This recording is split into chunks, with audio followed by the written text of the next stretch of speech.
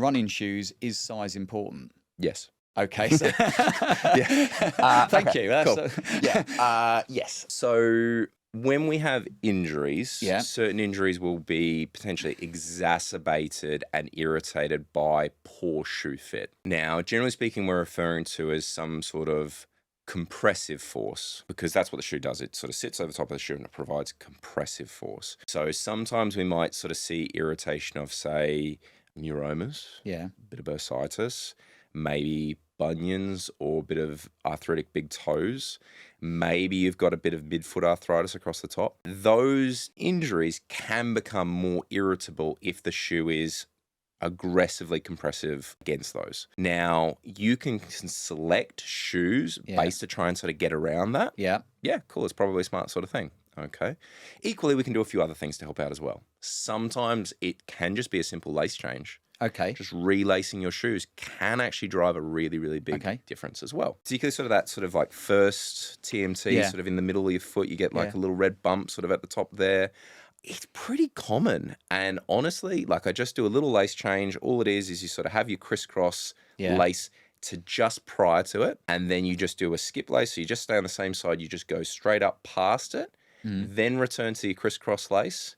And all it does is just takes a little bit of pressure off that. And sometimes that's what you need to do. And do they have these on YouTube, online? I could learn how to do these sort of lacing techniques easy enough, Yeah, they're all there. It's just been on the lookout for them. But that is a very common treatment that I'll recommend for people. It's just like, let's just change your lacing. And sometimes that can do the trick. In terms of sort of fit as well, sometimes a very common thing that we'll get is people come in and go, I lose my nails pretty regularly. Or the nails go black when they're running, So which is essentially the same thing. Okay. So what it is we refer to it technical as a subungual hematoma. So it's a hematoma, it's a bruise, and subungual just means it's underneath the nail. Now, what's occurring there is that will generally happen for one of two reasons. Usually you have a great big hit, boot something, like kick something like a door, or someone trods on your toe, get a blood blister underneath your toe. Sure, fine. We know what that was.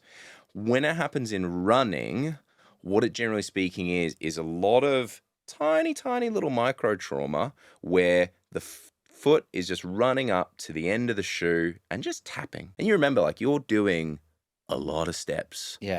For what? 30 minutes, 60 minutes, 2 hours, can do something. Okay. So it's quite an interesting conversation because it can happen for a number of different reasons. And sometimes it's actually not your shoe fit fault. You know, it's not your fault. Interestingly, sort of around London, you'll see a little spike happen. It's sort of, we're coming out of winter. We have the first gloriously hot weekend. Yes, finally. And what do all the runners do? They go, sweet, let's go. Let's go for a run, okay? It's the weekend. They're already going to do their long run, okay? Particularly if they're training for a marathon or something. They go, sweet, cool. It's a long run day. It's glorious. Let's go out. Let's go for a run. Going to go out in the midday, enjoy the heat. What happens there is when it's warmer, we're going to see more edema, more swelling. And that will increase your foot size.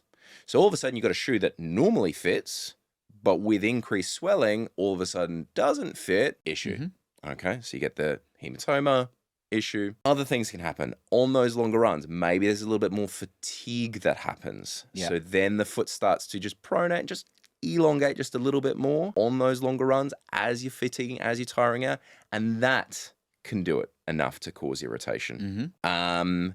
If you've got a particularly hilly run, that can also be a bit of a problem. Okay. So as much as I like people having a wide, spacious shoe to the front to make sure it's non-compressive around there and it's helpful, I also, the main thing I want is I want them to be secure into the shoe.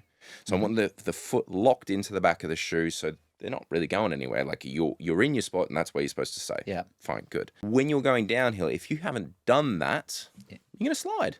Okay. So around here, we have a fair few hikers as well. So like you may have sort of done quite a hilly hike and I lost my toenails on a hilly hike. And it's like, well, it could just be in that particular instance as well that you haven't secured your foot well enough into your shoe and you've slid to the front and that has caused damage.